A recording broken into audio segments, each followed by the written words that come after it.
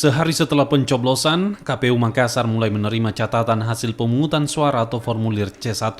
Panitia pemungutan suara Kelurahan Maradekaya, Kecamatan Makassar, menjadi PPS pertama yang menyetorkan formulir C1 ke KPU Makassar.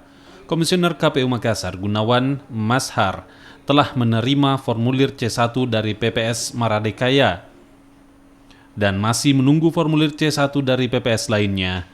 Untuk memastikan penyetoran formulir C1 dapat dilakukan tepat waktu, KPU telah menyiapkan tim untuk menjemput formulir C1 di kelurahan dan kecamatan. Di hari kedua ini, saat ini kita menunggu C1 situng ya dari teman-teman PPS dan teman-teman PPK untuk mengantarnya ke KPU Kabupaten Kota.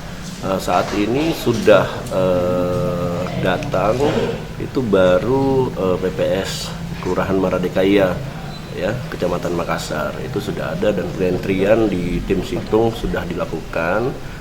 Dan memang kita sudah menunggu ada ruangan yang kita siapkan untuk penerimaan C1. Kemudian C1 itu kita entry ya, ada di belakang. Kita siapkan tim situng mengentry C1 yang tiba. Kita harapkan sore ini itu mulai berdatangan dari PPS dan PPK C1-nya masing-masing.